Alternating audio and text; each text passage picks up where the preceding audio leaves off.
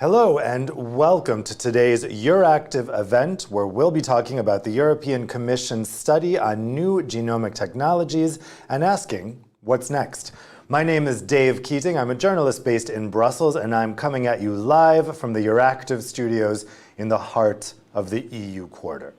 Now, the use of gene editing technologies in plants has come under increasing scrutiny in the EU over the past few years, especially following the 2018 ruling of the European Court of Justice that gene-edited organisms should fall, in principle, under the EU's GMO directive. This ruling was welcomed by campaign groups and environmentalists who warn of the wide-ranging ramifications from the use of such technology, including corporate control of seeds and environmental concerns.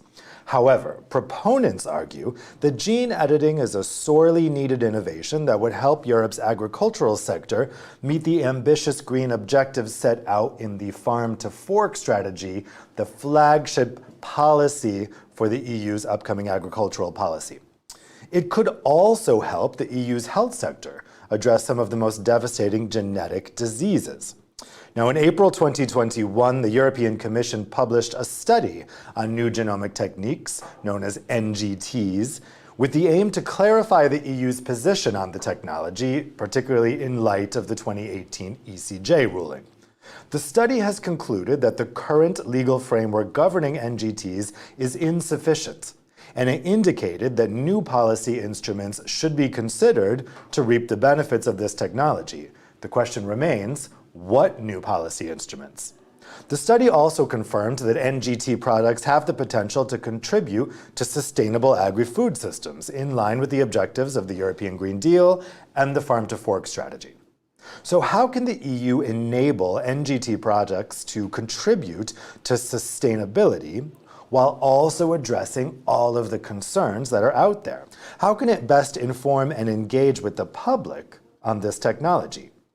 We have with us a distinguished panel of politicians, businesses, and campaigners to discuss this issue. Let me introduce them now. We have Sabine Jülicher, Director of the Food and Feed Safety Innovation and Innovation Unit at DG Sante, the Health Department of the European Commission. We have Gerlich von Essen, Secretary General of Euractiv. We have Urs Nigli, President of Agroecology.science. We have Andreas Weber, Professor of Plant Biochemistry at the Heinrich Heine University in Düsseldorf. And we have Viola von Kreimen-Taubadel, MEP, member of the European Parliament, and a substitute in the Industry Committee at the European Parliament. She will be joining us shortly. Now, you guys at home will be able to ask your questions to the panelists using the Q&A feature on Vimeo. I'm going to go ahead and start that Q&A now. So you guys can start submitting your questions now. If you already know what you'd like to ask the panelists, go ahead and type it in now. I'll be reading out those questions that you posed to the panelists at the end of the panel. You can also join the debate online on Twitter. You can use the hashtag EADebates right below me there. So let's start with some questions for the panelists. Sabine, I'd like to start with you because I think you're best equipped to tell us what exactly were the results of this study conducted by the Commission, and what does the Commission plan to do with the study? Yeah, thank you. Thank you. Good morning, Dave. Good morning, everyone in the audience. Indeed, you already spoke briefly about the study which we delivered end of April on request of the Council, and I'm really pleased to say that the reception of the study shows the great interest that member states, Parliament, and stakeholders have for this topic. So, in that sense, we already fulfilled our first objective, that this topic doesn't go unnoticed, and discussions like those that we are having today will help us indeed to answer the questions you rightly put. So what were the findings? We found obviously that the GMO legislation currently has challenges.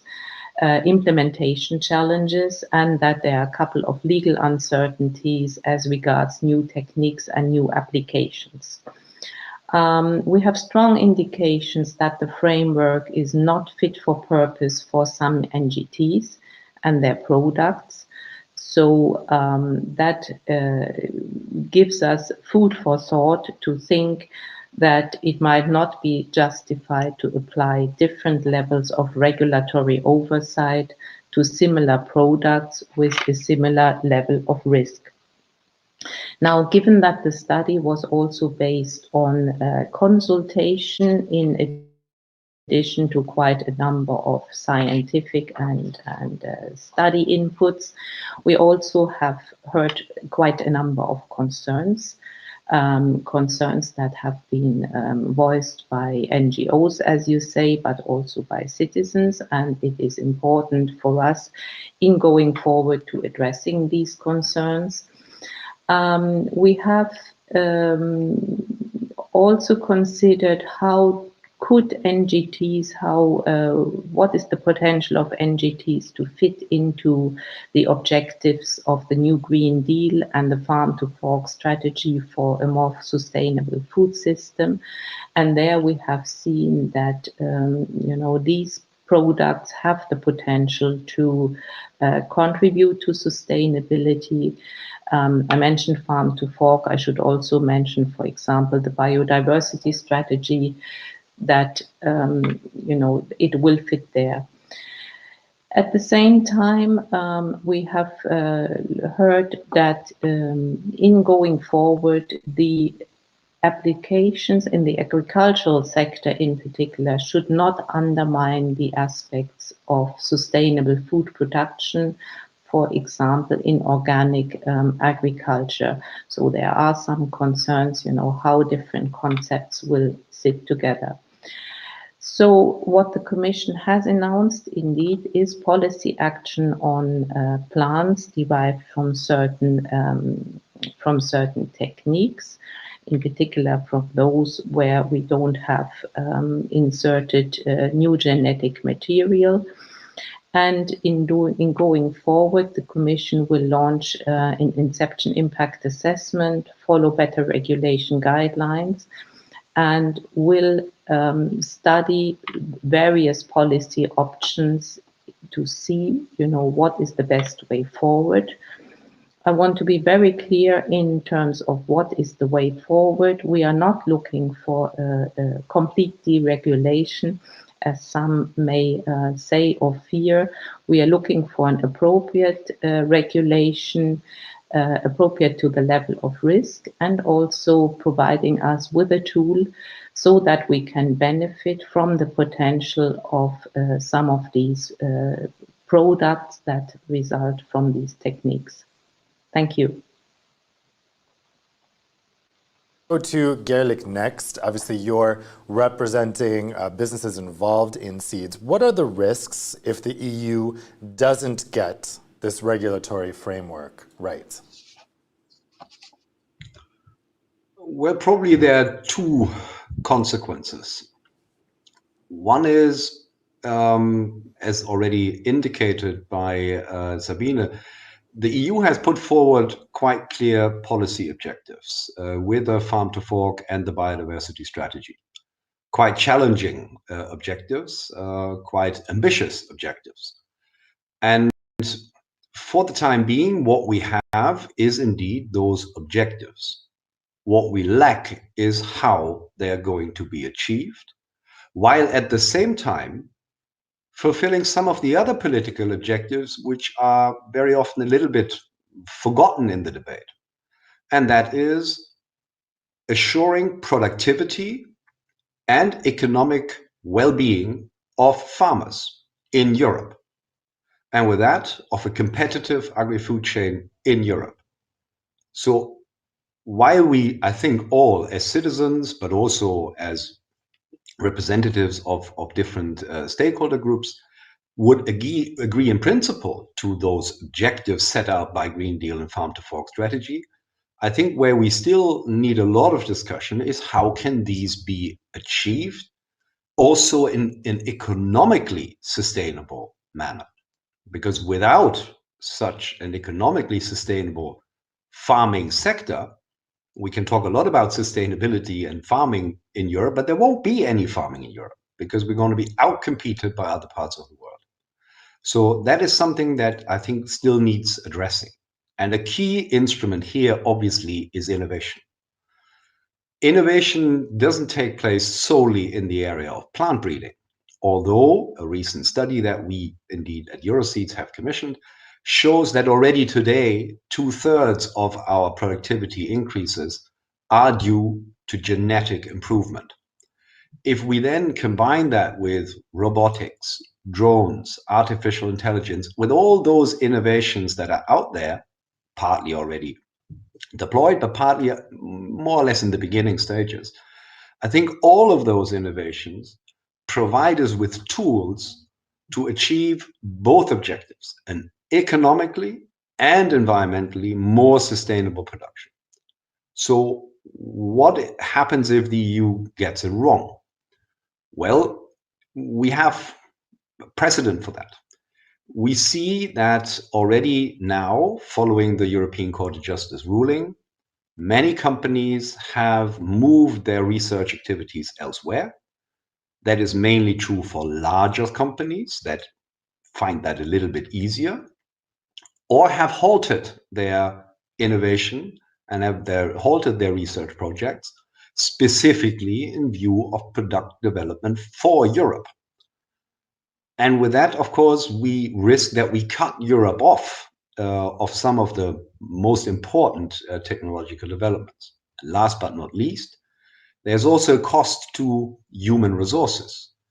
We all know that there's a shortage and there's pretty fierce competition for the best brains, and that is true specifically also in plant breeding. And here we are talking about a very international sector. So if indeed technologies may be used in many other parts of the world, and we already know that they are, and they are allowed to be used in other parts of the world under respective legislation, and Europe would basically make it impossible to use them with their current GMO legislation, well, we risk that these brains, that these innovators will move elsewhere. And that will be to the detriment of the European Union, not only economically, but I'm pretty sure also environmentally. Last point, I think agriculture needs all the innovation it can get if it is supposed to really fulfill those ambitious policy criteria, while having to cut back on public support. We're talking about the Common Agricultural Policy. We know that the level of support is not going to increase, it's going to decrease in real terms. The Agricultural Outlook Conference of the Commission itself predicts a 4% growth over a decade, so that's 0.4% or less per annum. So if farmers are supposed to really become more sustainable, they need help. They need technology that helps them to do that while still assuring their economic livelihood. Urs, let's turn to you next. You're looking at all of these issues with sustainable food and farming systems. How do NGTs relate to those systems? Yeah, thank you, Dave, for the question. I'd like to bring in the view of the scientific group preparing the United Food System Summit, because that's a really hot issue. The understanding that natural resources are slowly running out to feed a population of 10 billion people is becoming more and more prominent. Natural resources also include land areas used for agriculture, especially arable land, which is globally very scarce. There is a clear imperative in the preparation of the United Nations Food System Summit that no more natural ecosystems such as rainforests, peatlands, and so on are destroyed for food production. Likewise, an important demand is also that already degraded systems should be turned back, restored to sustainably managed agroecosystems. So this scarcity of natural resources and the limitation of agricultural land can only be solved on the on the base of three pillars. One is the ecological knowledge of agroecology sciences. Secondly, the site-specific traditional knowledge of the rural population. And here is the answer to your question, Dave. The results of modern research. We need the intelligence of the human brain by using all these technologies embedded into sustainable farming system. Of course, as many critics of these technologies say, the sufficiency strategy, less food waste, less meat production, is also a very important approach to relieve the pressure on the natural resources and to improve global food security. But we cannot, neither locally nor internationally, we do not see a relevant trend towards such a profound change in dietary behavior. Global warming is also, in addition, increasing the pressure on productivity. My conclusion is a clear one. Complex, diverse production systems is the first step we need to do towards a solution. New technology, well embedded, are the second step. And of course, among these new technologies, excellence, whether obtained through crossbreeding or with mutation breeding, such as genome editing, strengthen sustainable agriculture. Well, sticking with the science, let's turn to Andreas next. So Andreas, what does the latest science tell us about NGTs? Yeah, thank you for the invitation and the opportunity to speak here. And I would really like to, while I'm starting, second the comments that Urs just had made. We need to embrace innovation at all levels to address the looming problems and the challenges that are facing us.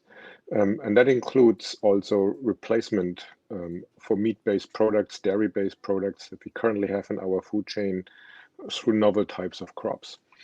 All right, coming to the recent developments in the genome editing technologies. Initially, genome editing started out with enzymes that break the DNA double strand, either thick finger nucleases, transcription activator like proteins, and then later on the Cas9 protein. And the idea was to break the double strand. And once the strand was broken, it was repaired by the cellular repair system. And that introduced mutations. And then you had to screen for these mutations to find your desired change in the DNA sequence. This is still a very actively used technology, this double strand breaking and the cellular repair mechanisms. But in the meantime, also new Cas9 type proteins have been discovered from different bacteria that do the process more efficiently, that are less dependent on flanking DNA sequences and give more flexibility. But more importantly, the precision of the process has been improved, in particular through the process of base editing. Base editing means that the DNA strand is no longer broken and repaired, and during this repair process, random mutations occur. It's rather so that a single base in the DNA sequence is chemically modified, and then during DNA replication, a new base is inserted. So we are no longer breaking the DNA sequence, but we instead do a targeted editing of a single base. And this can be done for the letter C to T, and it can be done for A to G. So we can really precisely edit individual bases. And this precision has been brought to a new level by the process of prime editing, where the Cas9 protein is fused to reverse transcriptase, and a priming sequence is also included in the guiding RNA. And that leads to very precise modifications of all 12 possible base editings, but it also allows a precise insertion of small deletions or insertions at the site of the edit. So that's some of the recent developments. Further, also now transient modifications of DNA can be made through epi-editing, epigenomic editing, by using DNA metallases or DNA demetylases that are targeted to a particular site in the genome where DNA, for example, transcriptional activity can be repressed by adding methyl groups to DNA letters, or by transcriptional processes can be activated by removing metal groups from this particular DNA sequence. And that leads to transient modifications in the DNA sequence, in the activity of transcription, that will then have phenotypic consequences. But in the end, the actual DNA sequence will remain unchanged. So that means we have only a transient modification of the genetic code, not even a mutation in the genetic code, that will return to the previous after the next round of replication or several generations. Beyond this, CRISPR interference is now used as a way of repressing DNA expression. We can modify RNA bases after actually the transcription. So post-transcriptional regulation can be influenced by these technologies. And we can do multiple changes at one site by multiplexing the guide RNAs, so that multiple letters can be edited or mutated in a single experiment. And this can be done without introducing permanently foreign DNA in the target, in the resulting organism. Frequently, it can be even done by only transiently expressing the Cas9 protein together with its guide RNA in cells without actually inserting foreign DNA into the genetic material of the edited cell. So the technology is moving along very quickly. This also makes it very challenging for the regulatory process to keep up. So how do we regulate, for example, epi-editing, epigenetic editing, where we don't even do permanent mutations in the DNA, right? So it's not a GMO in the common sense, or in the currently used sense. So we really need to dynamically also update the regulation. It needs to be a live process, a continuous improvement of the regulation process, and not something that is now going to be set in stone and will be the same over the next 20 years as it was with the previous regulation of GMOs. I think I should leave it here and then wait for questions. Thanks, Andreas. As you say, the technology is moving so quickly. I think that's really the heart of the issue here, that the regulatory framework is really having a hard time catching up. And for that, I want to go to Viola from the European Parliament. Viola, at the beginning, I talked about the 2018 ECJ ruling and how it's basically kicked the ball into the regulators' court, saying, you guys have to deal with this. We're saying current regulatory framework doesn't work. Figure something else out. So what do you think should be done? How do you envision the regulatory framework for NGTs in the future? What is the best solution? Good morning, and thank you, Keith, and thanks to Dave, and thanks to Euractiv for holding this conference. Well, I guess what we need, and what the study of the Commission has found out, we have to bring together the evidence-based facts, science, plus political actors, plus NGOs working on that already for a long time. The regulatory framework is not sufficient. We know this. Many of the scientists have approached that to us already for a couple of years. With the European Council decision in 2018, it became obvious that we need a new framework and that we need a new basis for that.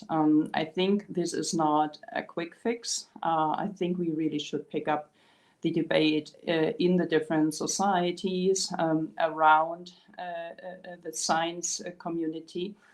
Of course, I rely very much on facts and the researchers' empirical data. There's no question about that, but we have to consider that it needs to be accepted also by the majority in the societies.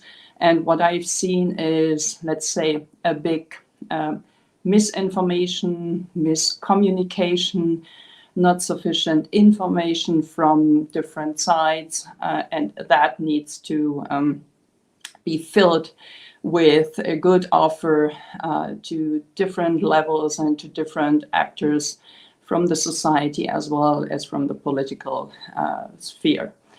We see there's a dynamic in this field globally. We see that researchers need a more, let's say, liberal and open framework, while on the other side, the precautionary principle cannot be ignored. And this put together a not easy situation, especially while we see that for a long time, of course, we kind of prevent or avoided the necessity and the request coming from the science community. So now we are in a situation where on one hand, I think it is absolutely obvious that we have to react.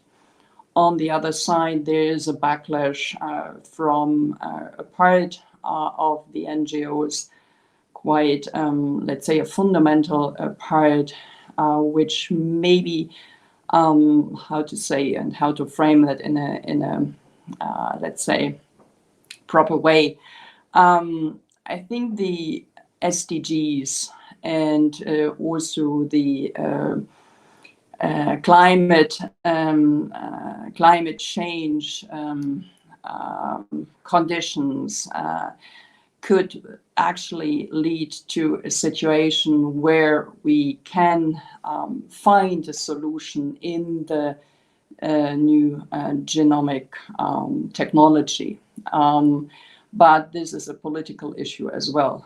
And I see that we have some groups in the society which rather would like to argue that the monopoly in the breeding industry sector, in the plant, also protection industry sector, is so striking that a liberalization and an opening of the regulatory framework towards a more, how to say, unbureaucratic procedure, would it be more easier and simplified, especially for those oligopoly or monopoly. And I think we should rather differentiate in that respect.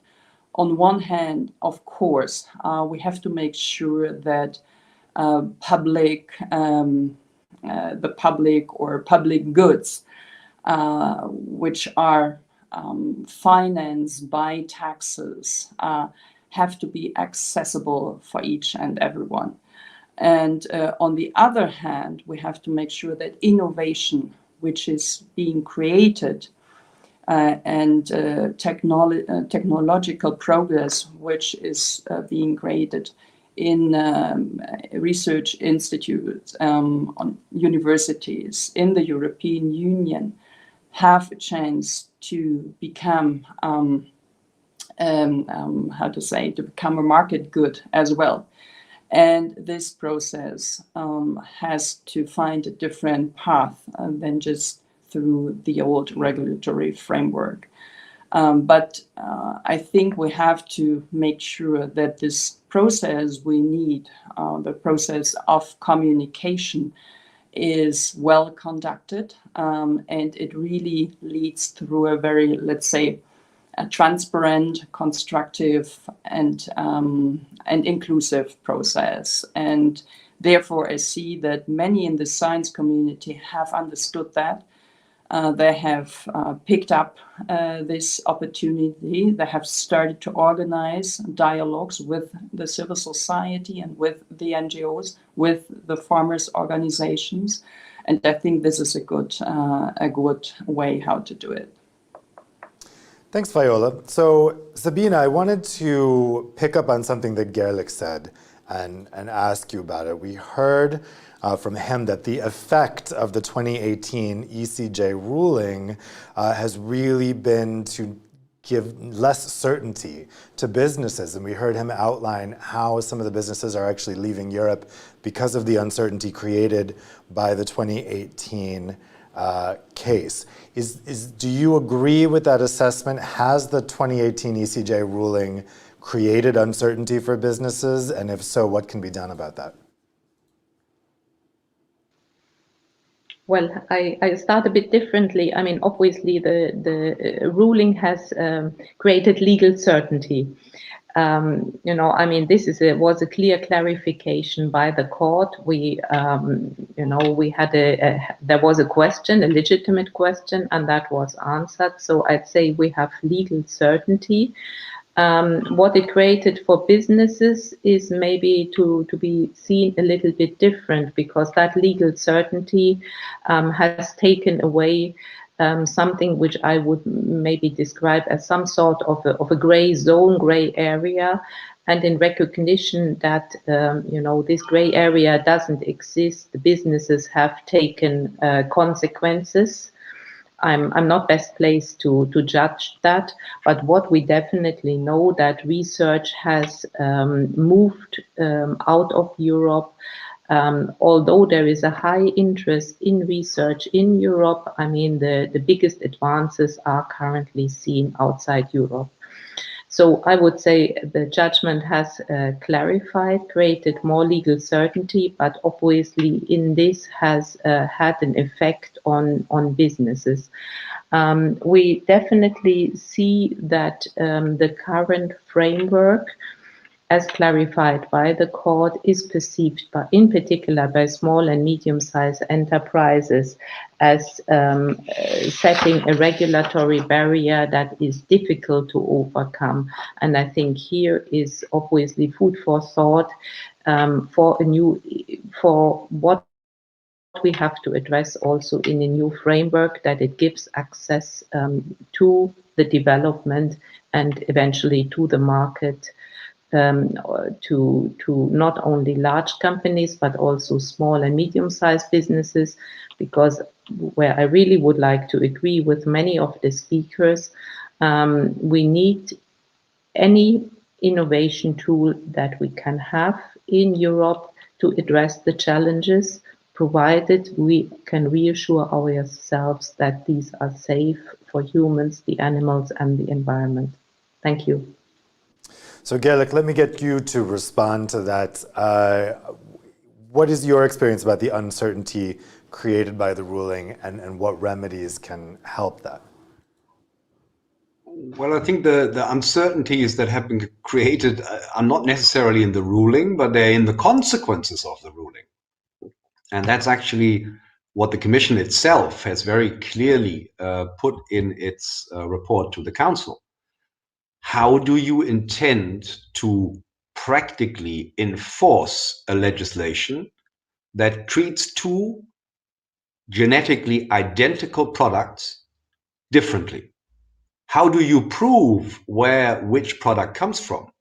How do you know what breeding process has been used? And how can you assure that such information would be passed on through the chain? We have an open source system in plant breeding that provides free access to all plant breeders in Europe to commercially available material for further breeding. So we have a big research incentive built into our legislation. But if you can't distinguish what kind of product you're actually breeding with, is it the result of a natural mutation the result of an induced mutation, random mutation by, for example, irradiation? Or is it the result of a targeted mutation? Genetically, they're all the same.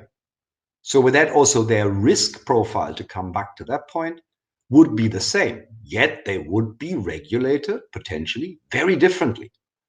And I think it's very clear that this is something that will not work in an international trade and business environment.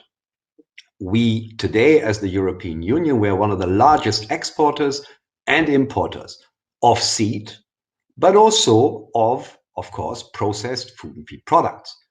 So how can we actually organize Europe differently from the rest of the world?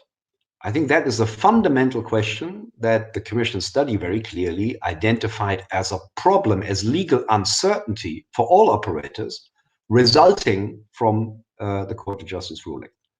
Maybe one last comment, if you allow me. There was a comment on the structure of the industry and in how far it represents a monopoly or oligopoly. I think I would like to just draw attention to a report actually commissioned by the European Parliament itself, by STOA, that very clearly identifies that the plant breeding sector is a lot less concentrated than the food industry, the crop protection industry, machinery industry, and many others. So specifically targeting this industry for a monopoly structure, I think is probably incorrect. And the push for further concentration actually does not come from liberalization. It comes from putting ever higher hurdles to access to innovation, which specifically small and medium-sized enterprises find very, very difficult to overcome.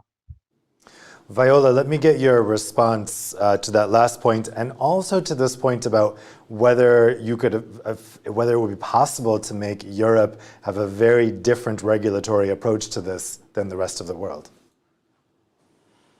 Well, let me respond to the first or the last point, which Mr. van Essen has made, whether it's rather an oligopoly or not. Maybe it's more a perception thing. That's why I was asking and requesting everyone to work on this and to explain better, and also to disperse this study, for example, where you have the proof that especially in the breeding sector, in the plant breeding sector, you'll have still a pretty, let's say, diverse or complementary setting of different industries or different companies, small and medium companies, startup companies. And that's what it's obviously not in the mind of many of the NGOs, and they work on this oligopoly argument. And that's why I was putting this up, that if this is not true, and I guess you're right, we should rather try to explain why an open up of this regulatory framework would make a difference and would even be beneficial for the small and medium enterprises, because I think this is crucial. With the patent, I think we should also speak very openly how we're going to organize that and how we can find a minimum nominator on an international level to prevent to have even more patent on those new genomic technologies. I think this is also something which is of a big concern of many of the NGOs, but also of the society. And I have no doubts that we could find something, but of course there's a big resistance from many of the companies, and especially in the US. So, I mean, if we could work together on that, I think we are already a big step forward. And sorry, Dave, what was your second question? About, to Gerlich's point about whether Europe could have a very different regulatory approach to this than the rest of the world? Well, of course we could, but I'm not so sure whether this would be of any, let's say, use, especially for the research community. As Sabine has rightly said, Some research start already to leave the European Union where they see no perspective, and I think this is a very emerging situation.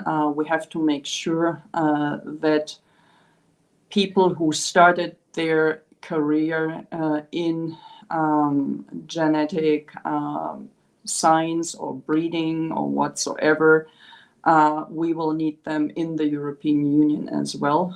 We will find ways how they can, with their products, which will be needed in a couple of years more than ever, that they can be on the safe side, and they will have a legal framework or regulatory framework. But at that moment, of course, that is more hope than reality, to be honest. And I know that will be a long path, but I hope also that we will not lose those researchers and those scientists. But of course, protection is nothing new in the agriculture politics, in the common agriculture politics. Still, the CAP makes it sure that we have a, let's say, protected European Union from the outside world. But in terms of science, I don't think this is a smart solution. Well, I want to ask a question about public perception to our two science experts here, because I think one of the issues with the ruling was that when it explicitly connected NGTs to GMOs, you throw NGTs into a mire of controversy, because we know that the issue of GMOs here in Europe is so contentious, and EU countries are very divided on it. We've seen just really a stalemate on this issue, with different governments here in the EU feeling very differently about it. So Urs, let me put this question to you first. How can we make sure that the debate is being science-led and not emotion-led? And how do you best communicate with the public, with a European public that is widely anxious about these types of technologies? You're on mute first. Thanks for this question. Yeah, for the NGOs and also for organic farmers and their organization, it's clear that genetic genome editing and all the further development of molecular sciences is the same as genetic engineering. And this is for them very clear. And therefore, for instance, for the organic farmer, it is an unacceptable technology, independently on whether it could bring some solution, some urgently needed solution or not. And I think this putting everything into the same into the same pot, that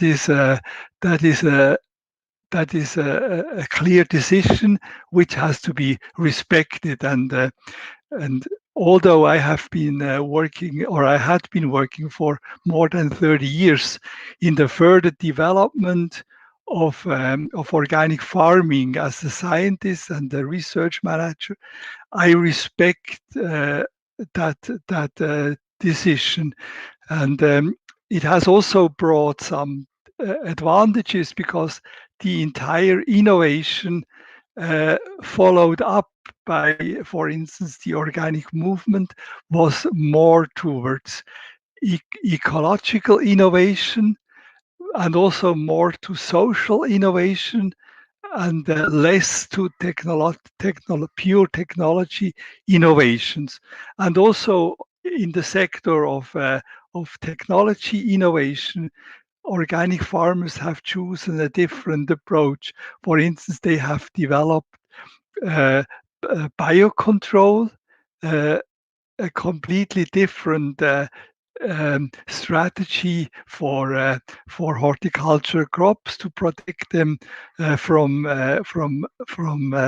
diseases and pests. So this understanding, we do not want this technology, has also brought some considerable advantages.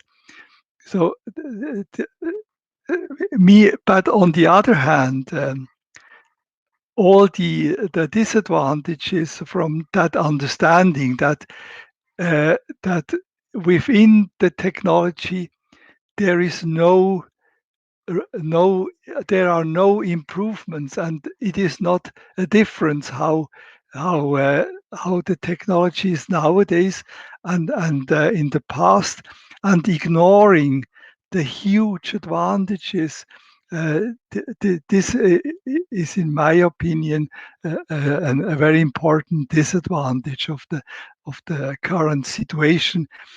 I see that we need very intensive dialogues, and we even need new spaces for dialogues.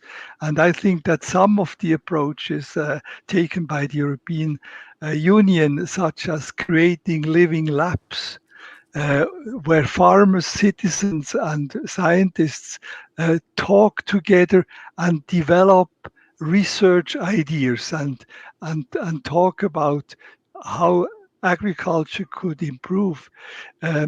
Such new spaces for dialogues, for me, are utmost important, and I see that by discussing, by asking questions, but also allowing concerns, which it's very important to accept concerns, that the common understanding of the potential, also of the potential of the technology, is huge. I already see a lot of progress. So Andreas, I want to go to our questions from the audience, but very quickly, Andreas, if you could say also how you think public concerns could be addressed? I mean, as it was said already, through dialogue. And my own experience from science communication, and also the science communication that we do in our plant science cluster, is that people are very receptive to innovation. They understand the potential of innovation. The problem in this entire process is that a rather vocal minority dominates actually the public discussion, and is frequently, like, I think the majority is simply ignored in many of these discussions. So you get, for example, from NGOs, you get claims that whatever 80% of the folks would reject GMOs in their food chain, right? When you do actually demonstration projects in our botanical garden, when we do public discussions, we frequently do surveys, and we see exactly the opposite. So the majority of people actually would accept, for example, genome editing as a technology to make agriculture more sustainable, replacing fungicides with genetic resistances and things like that. It's a very easy concept, and people understand why that is important and how it actually contributes to sustainability. So dialogue is really important, and in Germany this is also currently funded quite a bit by the Federal Ministry of Research, and we need more of these initiatives also at the European level that support science communication. Just like one point that frequently comes up in dialogues with politicians, with general audiences, is the marketing argument. So when we discuss the science of genome editing and its potential for genetic improvements that replace agrochemicals, for example, we do get frequently, from the organic farm sector, that GMO-free is an important marketing tool that people want, and they don't want to get rid of this marketing advantage, even if the edited product, the genome edited product, would be more sustainable than a classical organically farmed product, right? And that's also a problem for organic farmers because over the course of the coming years, they will lose some of their tools to control fungus. For example, the application of copper will be restricted. It's also not to be expected that paratroids will be available for a much longer time because they are very dangerous to bees and also like to fish and the aquatic environment, right? So we need to find solutions to replace agrochemicals, and the organic sector needs to open and understand that it also provides benefits to the organic sector to adopt these innovations. Great, thanks. So let's go to the questions that have come in from the audience. Unsurprisingly, a lot of them are to Sabine, but I'll try to spread them out as much as possible. We've had 3 questions come in on the same topic. So I'm going to put this to Sabine and to Gerlix. So Antonio Graça, from Porvid, which is a Portuguese organization, asks, would it be a consideration to make this issue transparent to consumers by labeling NGT produce? Same question. I know it's 2 questions from Antonio, so it's actually just 3. We also had it from an anonymous questioner. Could a company not indicate that a plant has been modified by NGT and propose it as a new variety? So Sabine, what's your answer to that? I think first of all, thanks a lot, Antonio, for your question, because, you know, in a way, these questions express the concerns that we have seen when doing our study. And I think Urs also said it, you know, we have to respond to these concerns. And one concern is always transparency. What is the attitude with which we stand towards, you know, the products of these new technologies? I think that is a very important point that the Commission will study. Transparency, the interest, be it of consumers, but also of users of these products, to know exactly what they have in their hand and what they might be putting into their mouth. I think that will be a very big aspect. And you asked the question, you know, will Europe have a different regulatory approach to the rest of the world? I can't answer that now because we will be searching the regulatory approach that is best suited. But from experience, I know that any regulatory approach is a mixture of science, legislation, but also expression of the societal concerns around. And I think there Europe is a little bit different than maybe other societies. The European society, even there I have problems, you know, defining it as one society. But it's important that we find solutions that work for Europe, for the European users and the European consumers. And I would also want to say that we absolutely, in my opinion, have to make a clear link between the benefits to society and the environment of these products and the technology, because this is surely one aspect where acceptance will and can grow. And as you may know, the Commission is also working on more information, providing more information on the sustainability of products. So we have various work strands which in the end will inform better about sustainability, about technologies, about innovation behind. Thank you.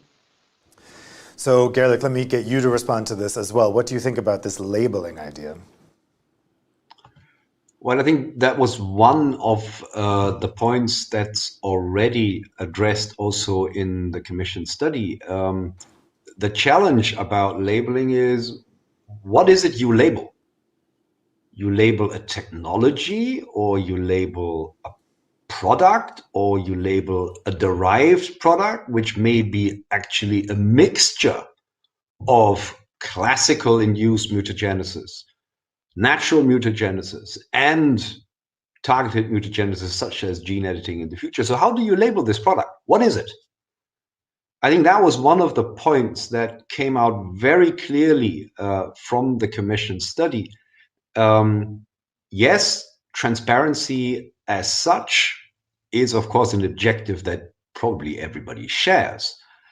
But the question is more, how do you actually enable transparency? One could be, and there was that part of the question that you put to me, yes, of course, you can indicate for a new variety that it has been obtained with a certain technology.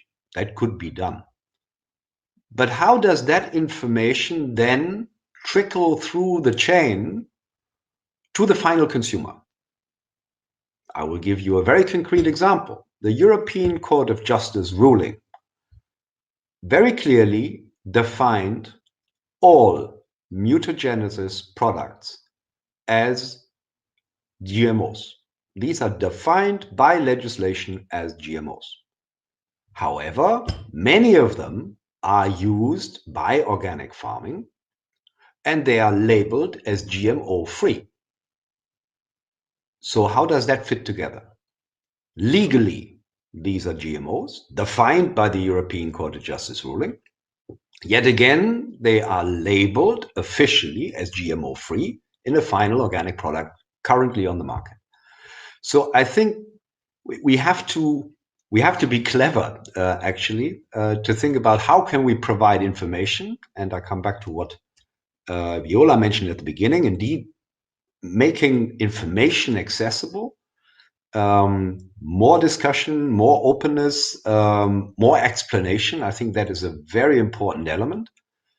But I think we also have to be realistic and see, okay, how do we make sure that information in the end is still relevant, is still truthful, and of course reaches the final consumer and is not, let's say, evaporating somewhere in the chain. So I think that is a practical challenge for sure. So we have a next question here. This question is for Urs, and it's coming from iFoam Organics, which is an umbrella organization for organic food and farming. The question is, what should be the priority, agroecological innovations or deregulation of GMOs?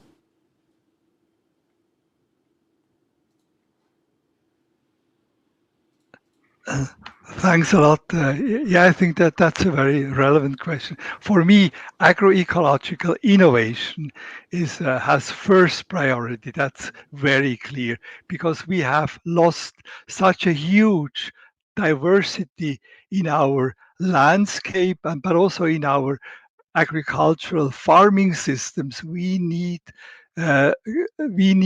to go back to a higher diversity, and this is exactly what agroecology is about. And there are different priorities, different ways.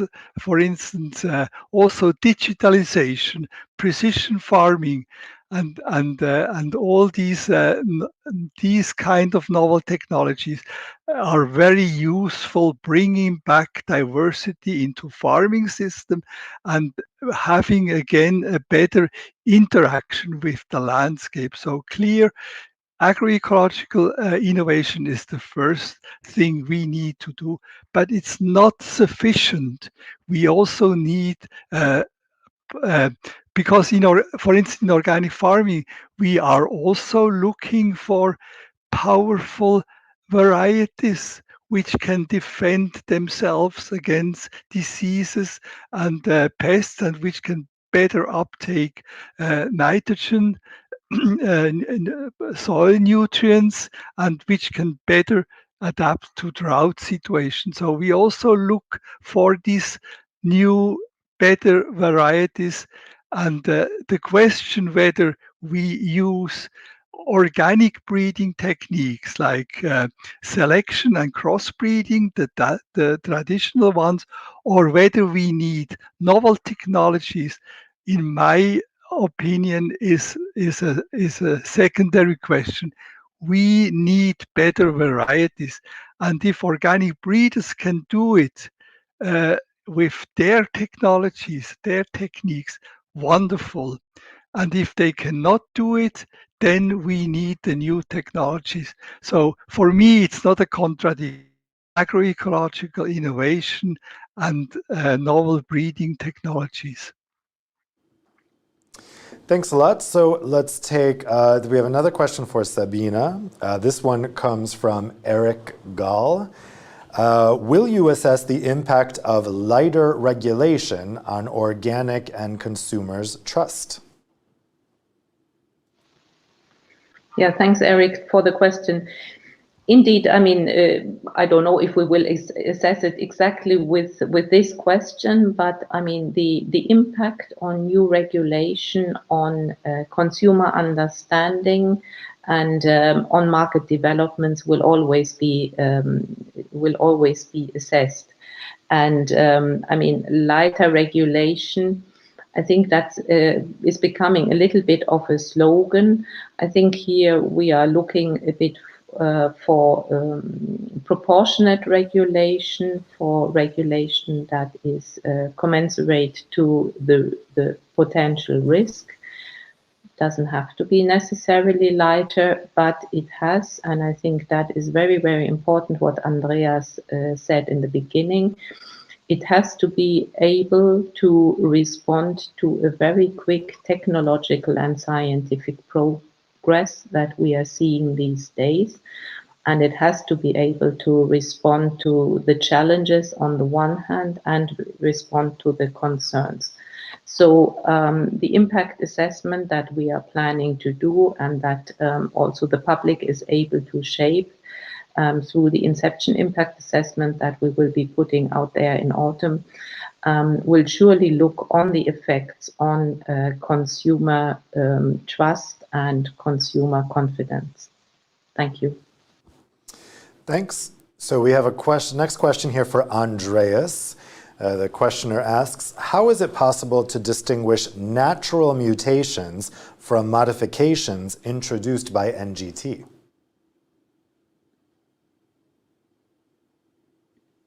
I think you're on mute. This depends on the complex. Yeah. Okay. Now it should work. Yeah. This depends on the complexity of the changes.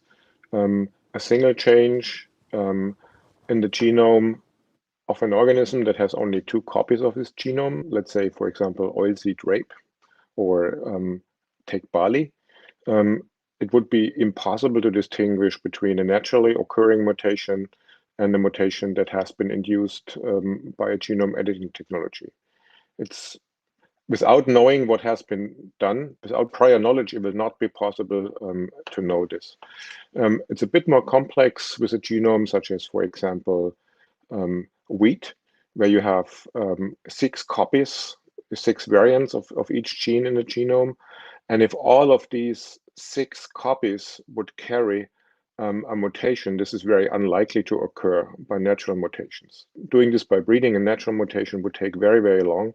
And if you have such a change in the genome, for example, of wheat, it is statistically quite likely that this mutation has been achieved by a genome editing technology. So my answer is not yes or no. It depends actually on the species that you work with, on the complexity of the mutations. The majority of the mutations that are currently in the pipeline and where already products are on the market, in these cases, it is next to impossible to distinguish between a natural process and a process that was induced in the laboratory.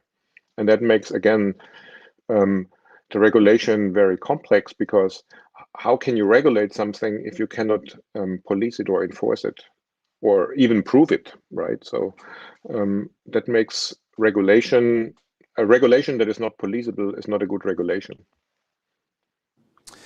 Okay, well, this is why we go to scientists, because you don't deliver a yes or no answer. You give us the complex answer, which is what we want. We want all the nuance there.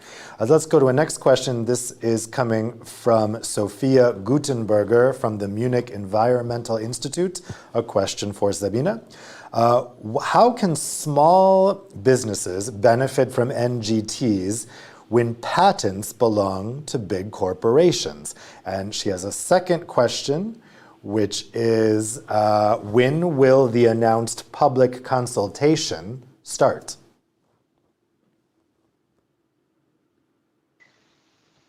Thank you very much, Sophia, for your questions. I mean, first of all, the public consultations, we have not yet a fully fixed timetable because we wanted to allow sufficient time to, take part in events like this today, to hear from the co-legislator, to hear from the stakeholders, from the society at large, what they are thinking about the topic. Now that the EU study is putting out, everything in a comprehensive framework. My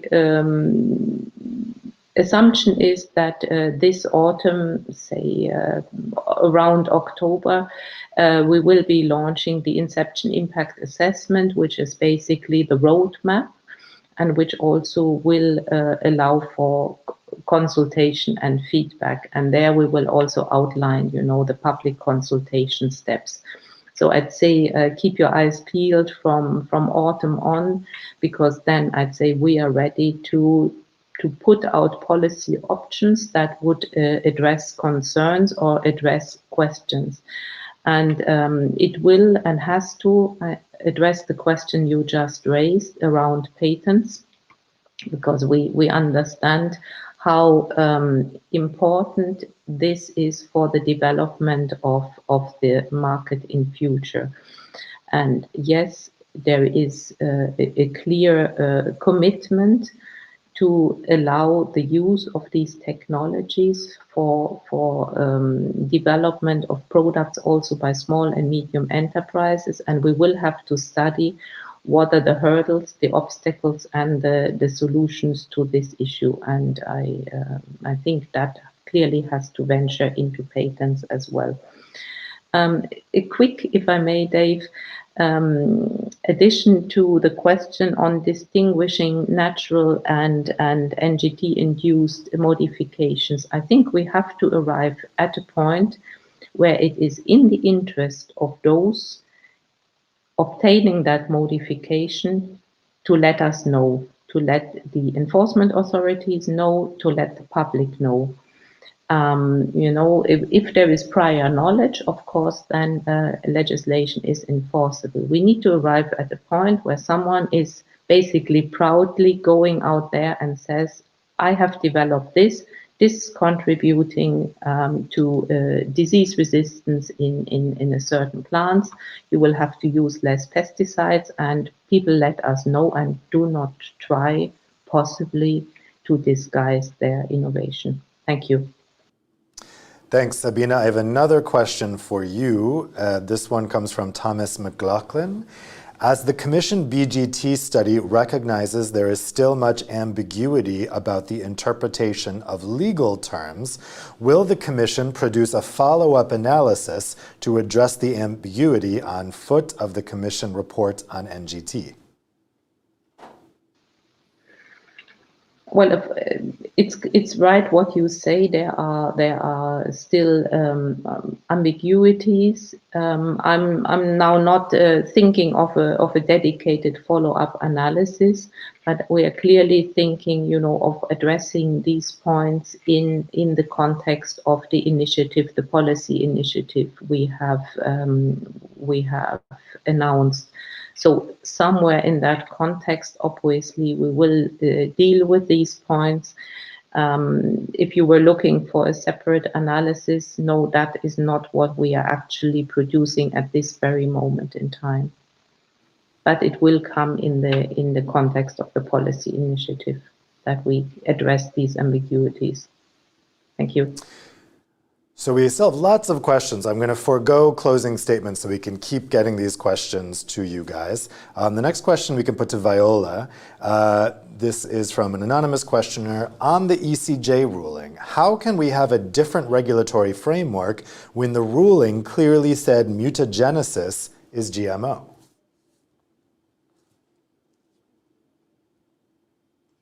I think you might be on mute, Viola. Thanks. Yeah. What Andreas has elaborated on, I think it's very striking to me too. So I mean, mutagenesis of targets or off targets of mutagenesis, if we speak in terms of risk assessment, might be more riskier than, of course, on the more precise new genomic technology.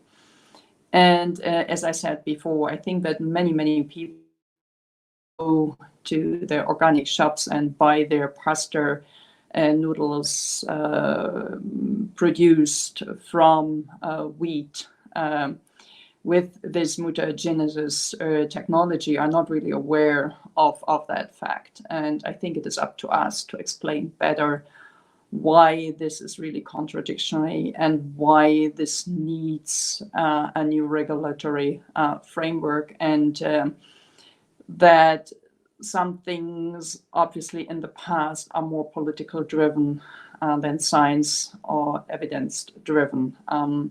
As I said, this might have had a reason in the past, but with the new technology and with the new also proofs of the meta studies of the risk assessment, I think there are overall no more than 138 or whatsoever.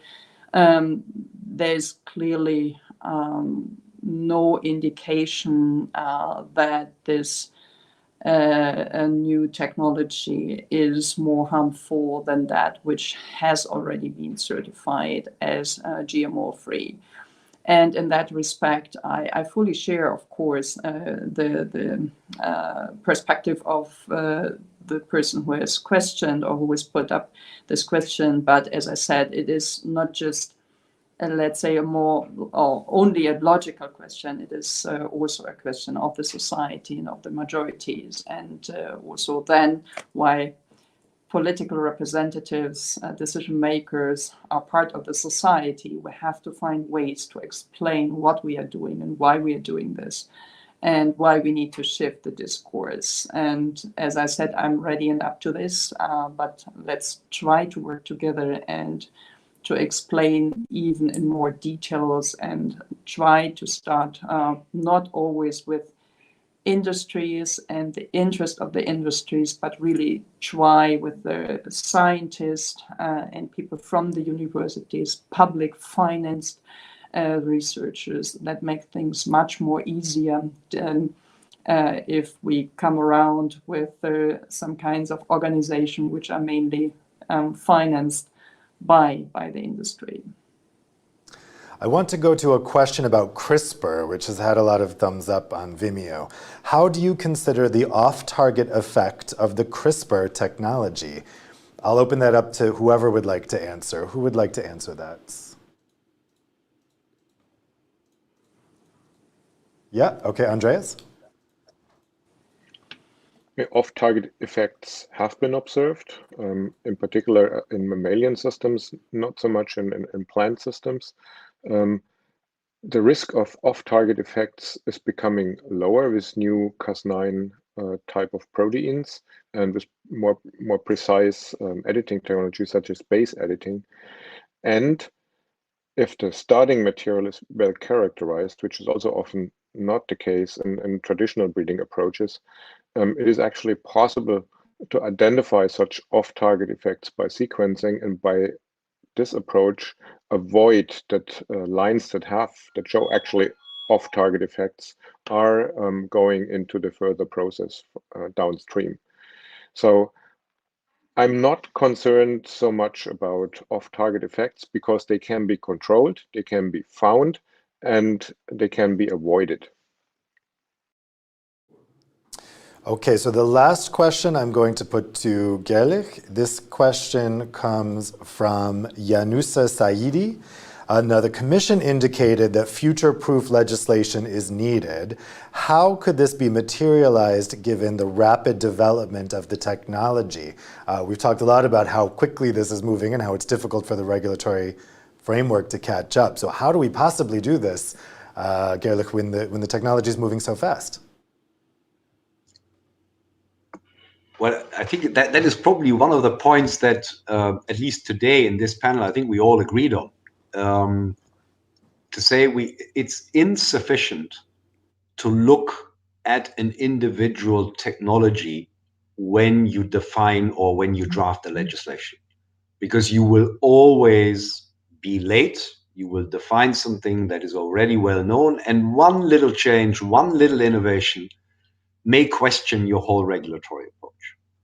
And that's actually the reason why we sit here today, because that is the finding of the Commission study. We have a legislation that is more than 20 years old, and the concepts sometimes even more than 25 years old.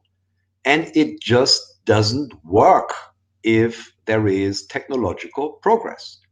So I think we rather need to look, and that I think is consensus also in the scientific community, that we look more at what is the result, what is the outcome of a product development, what is the actual product, what does it do, how is it composed, what's the effect, so that we really talk about objectives and real products rather than how did you actually get to that product.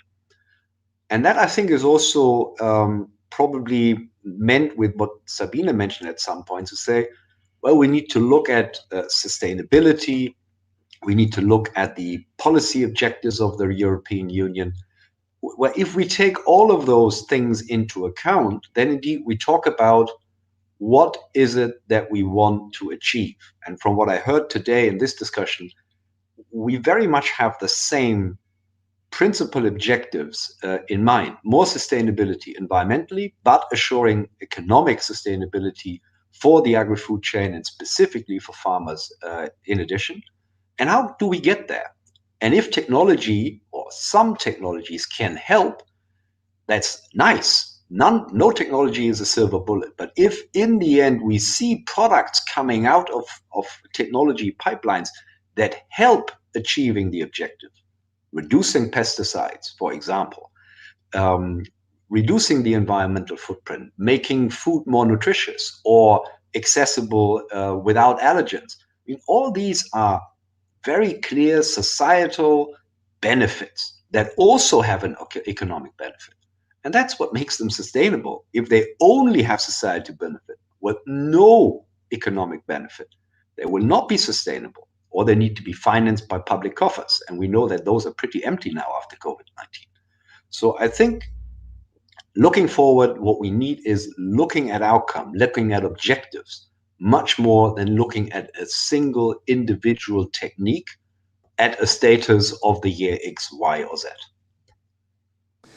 Thanks so much. So that's all the time we have for today. We still have tons of questions that I wasn't able to get to, which I think shows the intense interest in this subject. This is one of these issues here in Brussels that gets a lot of attention. So we'll see. As I said, the court has really thrown the ball into the court of the legislators, the regulators, and so we'll see what they come up with. I know I, for one, am certainly very interested to see what happens with that. So thank you guys for spending your morning with us in this conversation, and we'll see you next time for the next EA Debates. Take care.